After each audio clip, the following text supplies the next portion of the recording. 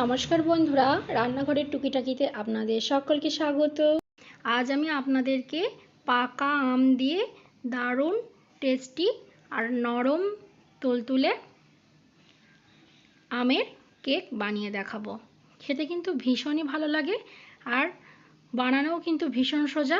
তাহলে চলুন দেখে নিন রেসিপিটা আমি কিভাবে তৈরি করি। দেখুন, তার জন্য এখানে আমি একটা পাকা আম নিয়ে নিয়েছি। এবার আমটার খোসাটা ছাড়িয়ে আমটাকে আমি ছোটো ছোটো টুকরো করে কেটে নেব। দেখুন, আমটা টুকরো করে কেটে নেওয়া হয়ে গেছে। এবার একটা মিক্সির জার নিয়ে নিয়েছি, এর মধ্যে আমি কেটে রাখা আমটা দিয়ে দিলাম। আর আমি দিয়ে দিচ্ছি এখানে বেশ কিছুটা চিনি। মিষ্টিটা আপনারা আপনাদের পছন্দ মতন কম বেশি করে নিতে পারবেন। আর দিয়ে দিচ্ছি 1 বাটি সুজি।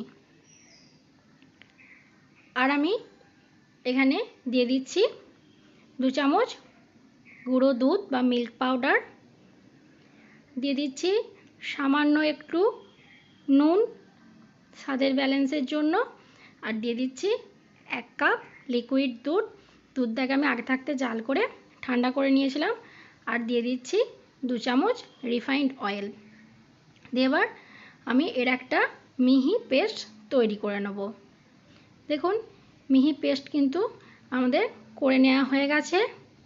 এবার এখানে আমি একটা বাটি নিয়েছি, বাটিটার মধ্যে আমি আমের পেস্টটাকে ঢেলে নিলাম। দিয়ে এবার এটাকে ঢাকা দিয়ে 10 মিনিটের জন্য রেখে দেবো। দেখুন, 10 মিনিট পর আমি ঢাকাটা খুলে নিলাম।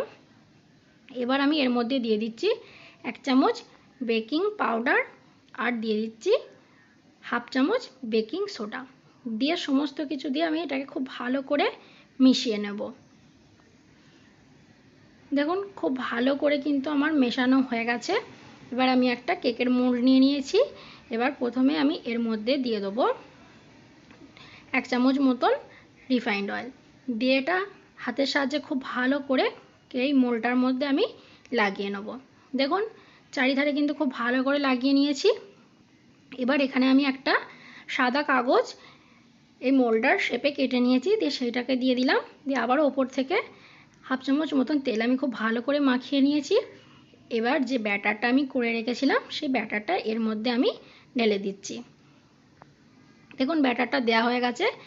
এবার এর মধ্যে যাতে কোনো এয়ার বাবলস না থাকে তার জন্য একটু ট্যাপ ট্যাপ করে দিলাম। আর আগে থাকতে একটা কড়াইয়ের মধ্যে আমি স্ট্যান্ড দিয়ে গরম হতে দিয়ে দিয়েছিলাম। এটা কিন্তু খুব ভালোভাবে গরম হয়ে গেছে, মিনিট 5 আগে দিয়েছিলাম। এবার কেকের মোল্ডটাকে আমি এর মধ্যে বসিয়ে দিয়ে এবার এটাকে ঢাকা দিয়ে দিলাম। আর গ্যাসের ফ্লেমটা একদম লোয়ে করে দিয়ে রেখে দেব। দেখুন, মোটামুটি 40 মিনিট পর আমি এটাকে খুলে নিচ্ছি।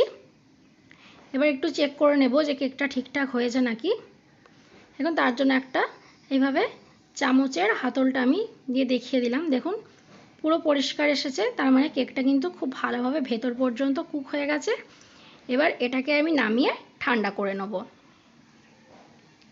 দেখুন, বেশ কিছুক্ষণ আমি এটাকে নামিয়ে রেখেছিলাম, এটা একদম ঠান্ডা হয়ে গেছে। এবার এটাকে আমি মোল্ড থেকে বার করে নেব। তার জন্য প্রথমেই দেখুন একটা ছুরি নিয়ে চারিধারটা এইভাবে একটু করে ছাড়িয়ে দিচ্ছি। আর এটা কিন্তু খুব ভালোভাবে ছেড়েও যাবে। দেখুন, ছুরি দিয়ে খুব ভালোভাবে ছাড়িয়ে নিয়েছি। এবার একটা এইভাবে প্লেট উল্টো করে দিয়ে আমি ডিমোল্ড করে নিলাম। দেখুন, খুব সুন্দরভাবে কিন্তু ডিমোল্ড হয়ে গেছে। আর দেখুন কেকটা কত স্পঞ্জি আর নরম হয়েছে, খেতেও কিন্তু ভীষণ ভালো হয়েছিল। এবার যে পেপারটা আমি দিয়েছিলাম সেটা দেখুন তুলে নিচ্ছি। খুব সহজেই কিন্তু এটা উঠে যাবে। দেখুন, আপনারা কিন্তু দেখলেই বুঝতে পারবেন কত ভালোভাবে এটা উঠে গেল। এই দেখুন, খুব সহজেই উঠে গেল। এবার দেখুন, আমি সামনের দিকটা দেখিয়ে দিচ্ছি আপনাদের। দেখুন কত সুন্দর হয়েছে। এইভাবে আপনারা বাড়িতে অবশ্যই একবার বানাবেন। আর বানিয়ে কেমন লাগলো কমেন্টে কিন্তু আমাকে অবশ্যই জানাবেন। দেখুন, এবার আমি আপনাদের কেটে দেখিয়ে দিচ্ছি যে ভেতরটা কেমন হয়েছে। ভীষণই টেস্টি হয়েছে আর বানানো তো কত সোজা আপনারা দেখলেন। এইভাবে বাড়িতে কিন্তু খুব সহজেই আপনারা এই ম্যাঙ্গো কেকটা তৈরি করে নিতে পারবেন। আর ভীষণই নরম হয় আর টেস্টিও তার সঙ্গে সঙ্গে।